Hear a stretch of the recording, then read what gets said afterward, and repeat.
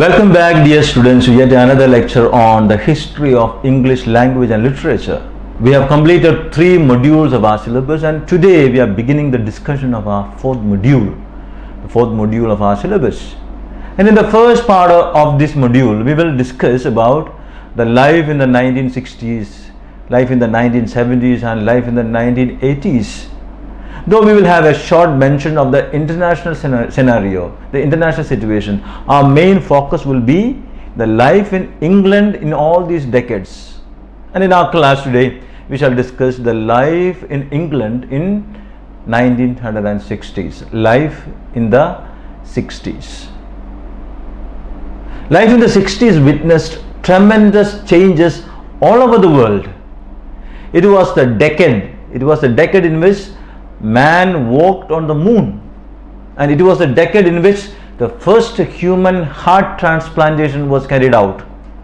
Thus, internationally, human life was at the highest point of civilization, we can say. The human life was at the highest point of civilization in the 1960s. The 2 world wars and the years after the wars in the 1950s and 1960s, England was struggling to regain its impaired growth. The crippled country of the 40s and the 50s were slowly limping back to health. The 40s and the 50s witnessed the reconstruction and the stabilization of England. But when we come to the 1960s, there were many changes in the standards, many changes in the lifestyles, and many changes in the attitudes of the people.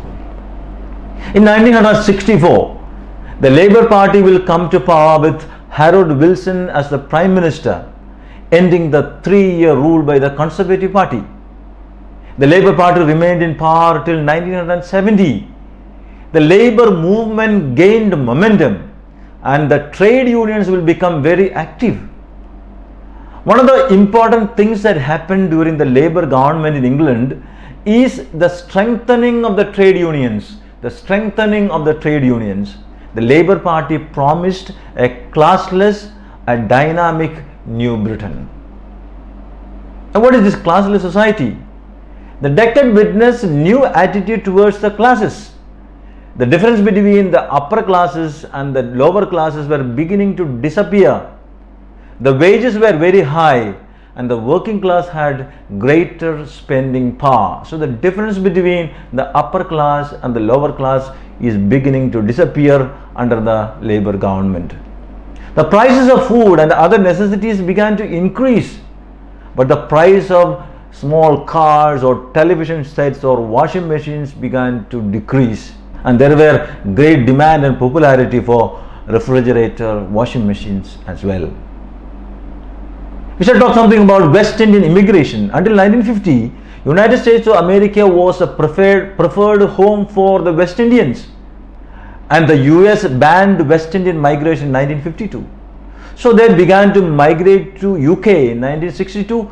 34,000 West Indians migrated to England, and this led to violent race riot between the whites and the West Indian immigrants.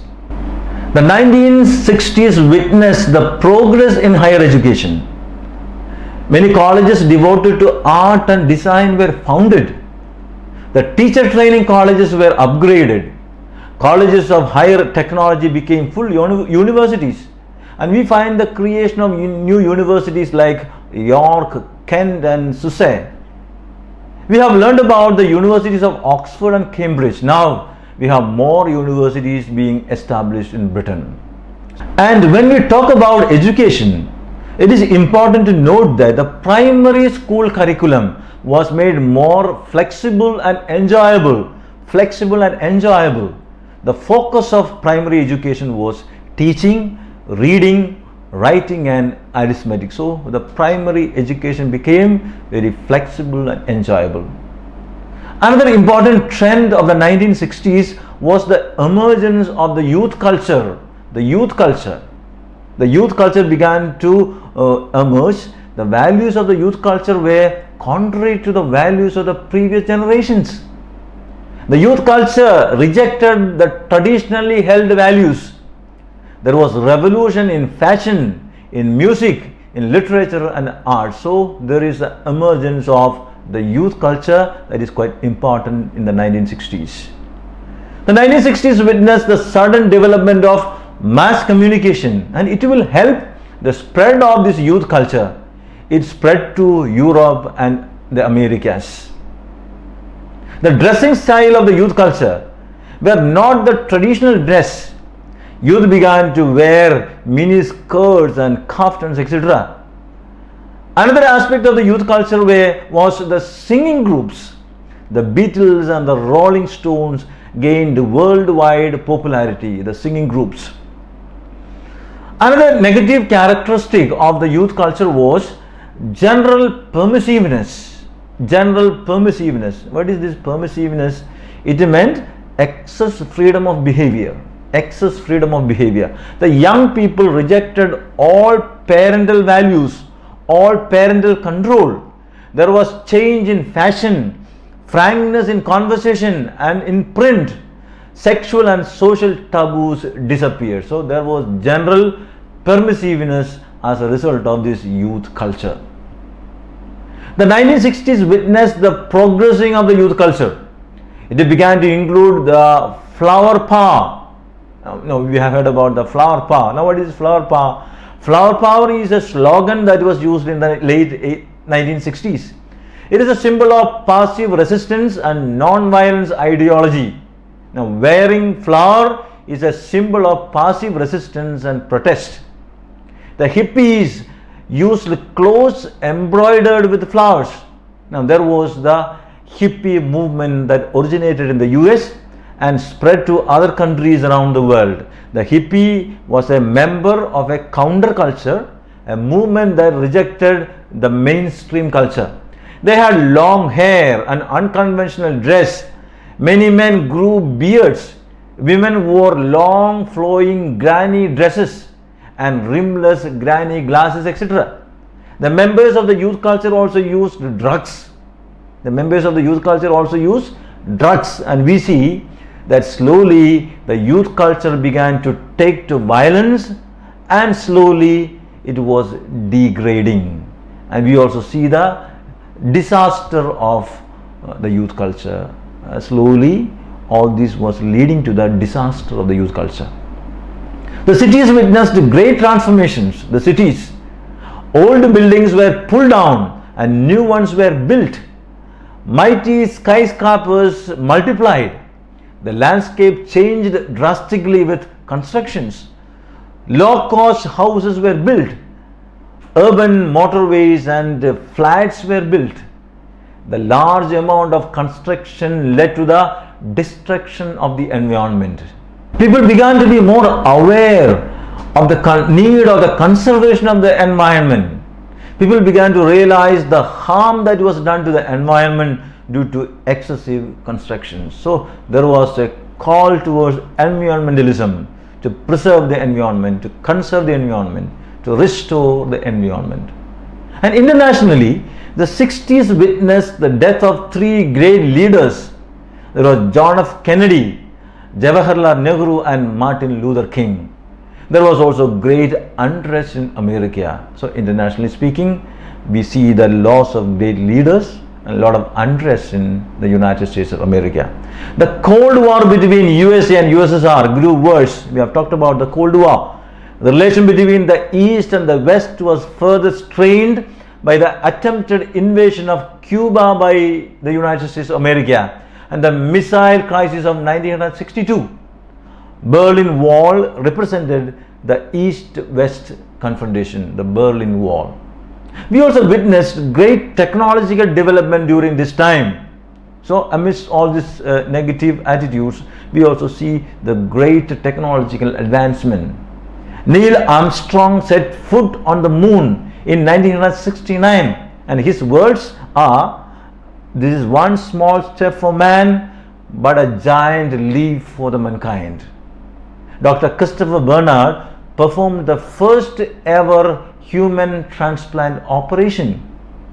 And when we come to literature, kitchen sink drama became very popular. Kitchen sink drama. Now what is kitchen sink drama? This type of drama focused on realistic presentation of domestic life, realistic presentation of family life.